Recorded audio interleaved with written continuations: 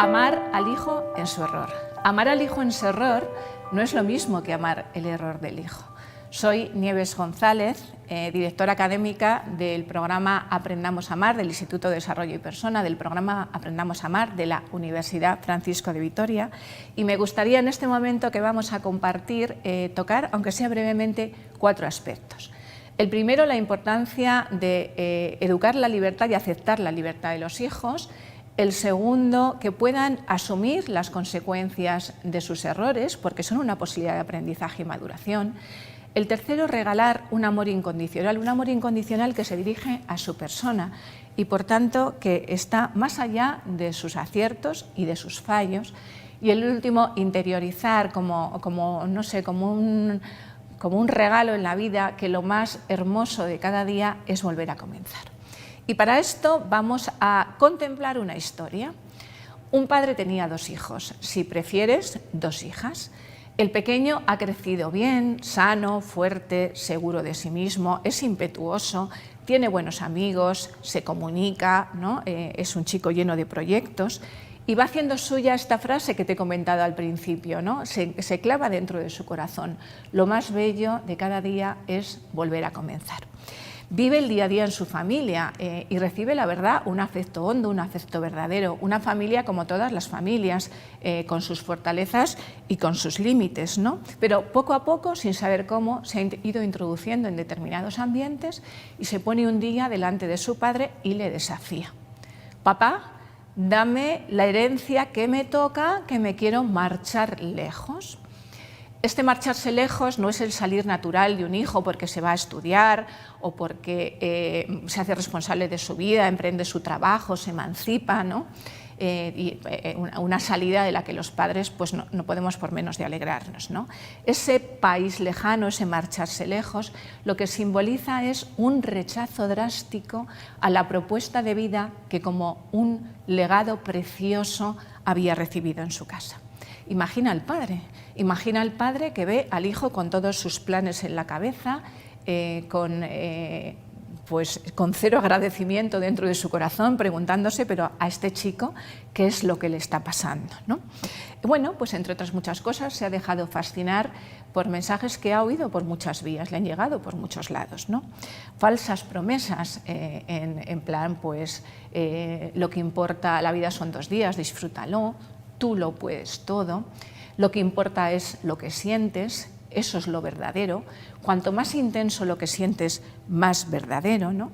Y entonces el padre, ante esta situación, intenta hablar con su hijo, intenta crear espacios de encuentro, espacios de escucha, pide ayuda a los buenos amigos que tuvo, pero en vano. Chico mayor de edad que se cierra en banda, que se resiste y que se va a marchar. ¿Qué hace el padre? Pues no opta por cerrarle, ¿no? Limitando todo lo posible sus movimientos, ¿no? Tampoco cae en la tentación de justificar el plan que ha gestado su hijo como para aliviar el dolor que está sintiendo, ¿no? Ni coger una mochila y salir detrás de él como si de un colega se tratase. Permanece en casa viéndole partir, ¿no? Y es un proceso muy largo, muy difícil, muy hondo, el que tienen que realizar los padres en estas circunstancias. Es un proceso que se llama duelo. ¿Por qué es difícil? Porque te das cuenta que sale seducido por una promesa que no va a cumplir el deseo de felicidad que es el corazón de su hijo, ¿no? Y que entonces ante esta marcha, lejos, se abre un abismo que todo su amor de padre no puede salvar, porque necesita que se mueva también la libertad ahora herida del hijo. Este es el riesgo de educar, ¿no? El misterio del sufrimiento provoca en su corazón ese proceso de duelo que atraviesa varias fases. La primera, podríamos decir, es la negación. Esto no me está pasando, o sea, esto es un mal sueño. Yo mañana me despierto y las cosas han vuelto a la normalidad. Mi hijo se va a dar cuenta, mi hija se va a dar cuenta, ¿no? Va a salir, ¿no?, de este mundo en el que se ha introducido. Pero las noches pasan y no es un mal sueño, ¿no? Es un hecho real. Y entonces se llega a la rabia, a la ira, ¿no? A la rabia, a la ira, pues hacia el propio hijo, hacia la propia hija, pero como teniéndolo todo, se introduce, ¿no?, en este ambiente, se introduce en esta decisión, ¿no? rabia hacia los amigos, los buenos amigos que tuvo, pero no lo vieron, no vieron lo que estaba pasando, no se podían haber acercado a casa a habernos dicho algo. Rabia hacia el esposo, hacia la esposa, ¿no? Pero no hemos visto nada, ¿en qué estamos? No nos hemos dado cuenta, no ha habido señales que se nos han pasado.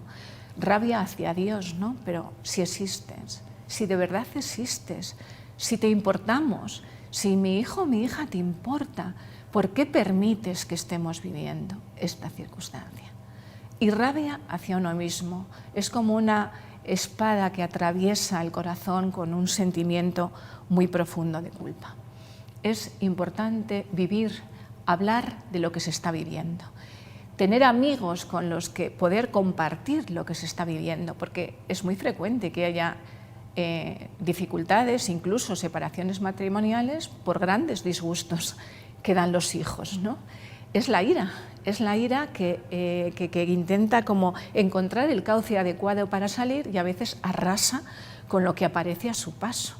Es la necesidad de consuelo, de ternura, de paz, que el corazón precisa, pero ¿cómo llegar hasta el corazón en medio de esta tormenta inmensa que se está viviendo? Posteriormente a esta negación, a esta ira, aparece la negociación. O sea, yo estoy dispuesto a entregar literalmente mi vida porque la vida de mi hijo se cumpla en plenitud. Y entonces cuando el padre y la madre llegan a este momento, claro, les surge también la pregunta, ¿qué edad tiene mi hijo? ¿No tengo acaso otro hijo, otra hija mayor? ¿Cómo es posible que ser padre, ser madre y no haber hasta este momento haberme ofrecido literalmente por él, ¿no? El proceso de duelo, si se va viviendo correctamente, lleva a la fase de aceptación. Esta fase de aceptación es importante comprenderla bien. Aceptar no es lo mismo que bendecir lo que está sucediendo, ni significa dejar de trabajar con inteligencia en la medida de lo posible por cambiar lo que está pasando, por encontrar estrategias de ayuda, ¿no?, de acompañamiento al hijo. No. Aceptar es ser capaz de recobrar la propia identidad y diferenciarse del hijo que se ha marchado. Esto me gustaría que lo entendieses, ¿no? Parece obvio, pero no es tan sencillo, porque hasta este momento todo el proceso está atravesado por un sentimiento de culpa y porque se tiende a buscar en causas ajenas al hijo o a la hija la razón de lo que está sucediendo, ¿no? Es, como hemos visto, pues mensajes de la cultura que nos rodea que le han comido la cabeza. Son malas compañías que se han introducido en su vida y entonces pues le han absorbido. Somos nosotros que en casa no hemos estado suficientemente atentos o hemos tenido dinámicas que quizá no hayan sido las adecuadas y le hemos hecho daño. Y a lo mejor todo esto es verdad, ¿no? Todas las razones son verdad y hay que hacer una autocrítica y hay que aprender, todos tenemos que aprender. Pero falta una parte esencial, que es aceptar que el hijo que se ama, que la hija que se ama, se ha podido equivocar. Es él o es ella quien ha tomado esta decisión. Esto es muy importante en la tarea educativa, porque solo si permitimos al hijo o a la hija hacerse responsable de la decisión que ha tomado, podrá crecer, podrá aprender, podrá madurar. ¿Y cómo le vio el padre con tanta prontitud?